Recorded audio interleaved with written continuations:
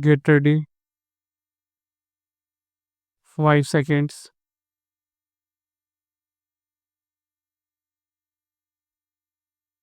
Mr.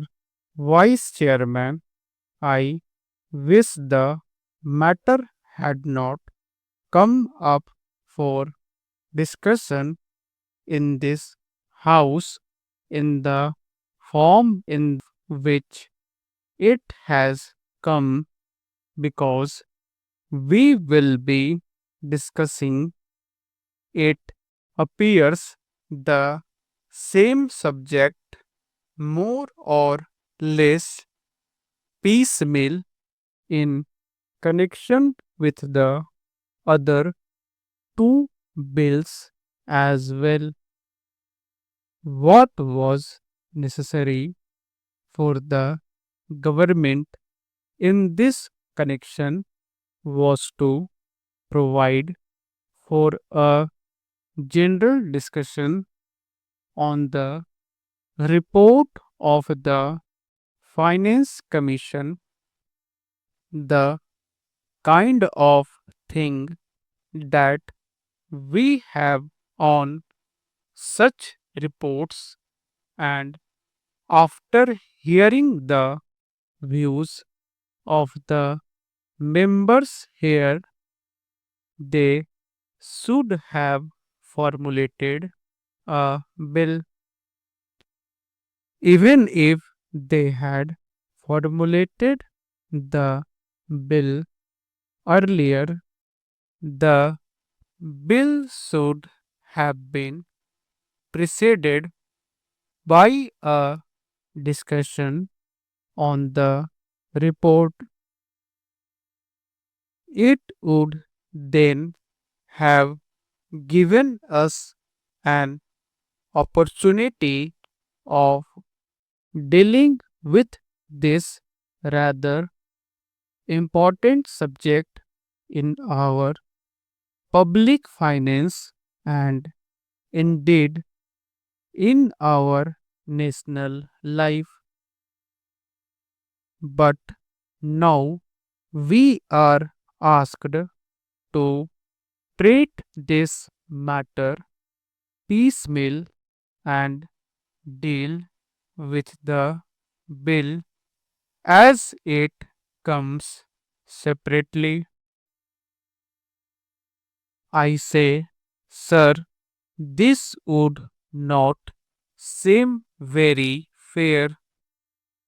It is true that we have had two other reports of the Finance Commission and that we have had certain opportunities of discussing the issues raised by the Finance Commission on previous occasions, but that should not have precluded a thorough discussion of the third report, more especially after the experience of the two 5-year plans and generally also after the experience of the states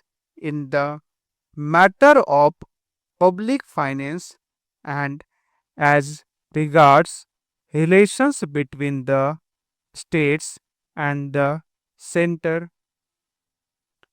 All I can say is that the government does not understand the magnitude of the problem or the urgency or the seriousness of the issues involved. It is possibly because they think that all the state governments are under their control and that the state governments would toe the line.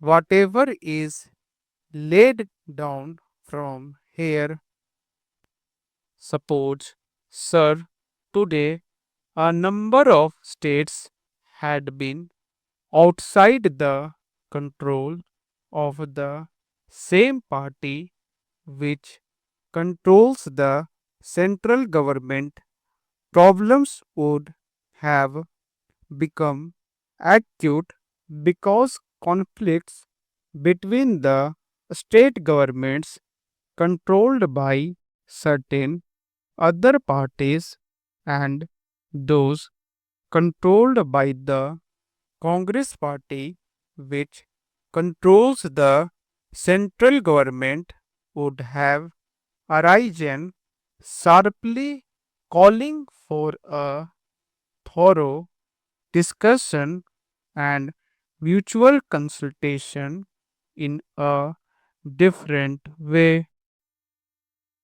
Once they can get past whatever they like, and also once it is passed, the states will more or less accept without any protest the dispensation of the center. Now that the bill is before us, we have to speak on this subject rather on the general themes. Yet, I would like to make certain general observations in this connection because the basis of the bill is the report of the Third Finance Commission. This is a long standing issue facing the public finances of the country.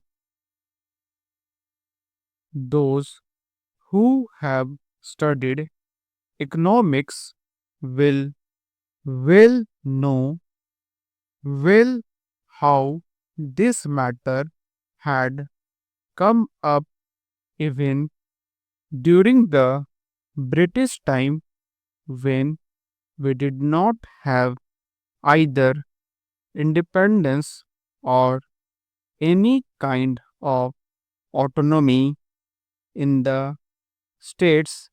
Even in that setup,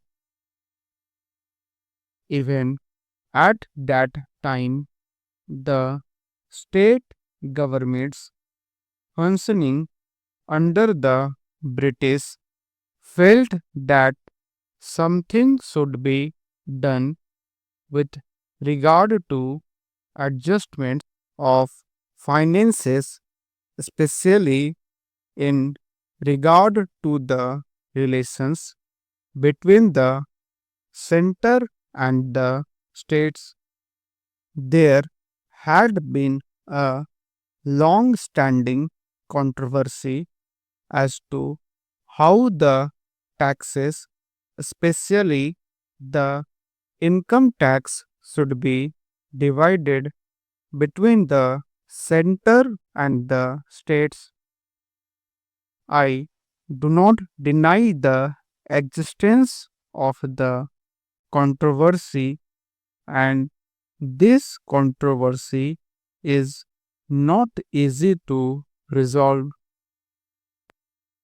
I entirely agree, but I should have thought that the Third Finance Commission should be tried to face the problems before it, not more or less in a routine manner, but in the context of the new things, not only as they are today, but as they are going to shape in the coming future. We have got what is called a quasi-federal constitution.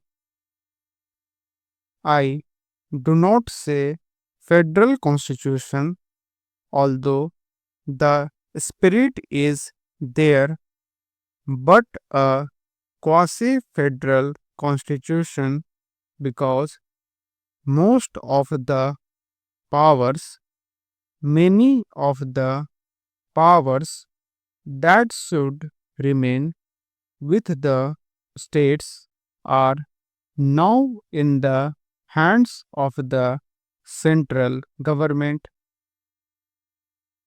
Therefore, in that way, it is more unitary in character than federal. At the same time, structurally speaking, we have got the state assemblies, legislature, state budgets, and so on. They function more or less in the same way.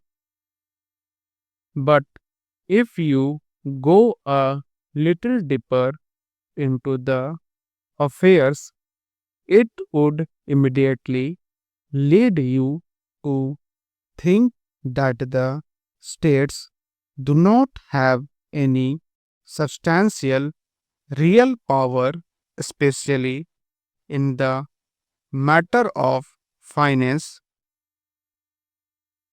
Perhaps at the time when the Constitution was framed, this aspect did not figure very much in the minds of the makers of the Constitution. We had just become free, and the concept of welding India into a solid nation was uppermost in the minds of those people who framed the Constitution and all others as well. In that background, it was quite understandable that it should be the dominant thought as to how to put the different segments of our country into a whole, namely the Indian Union.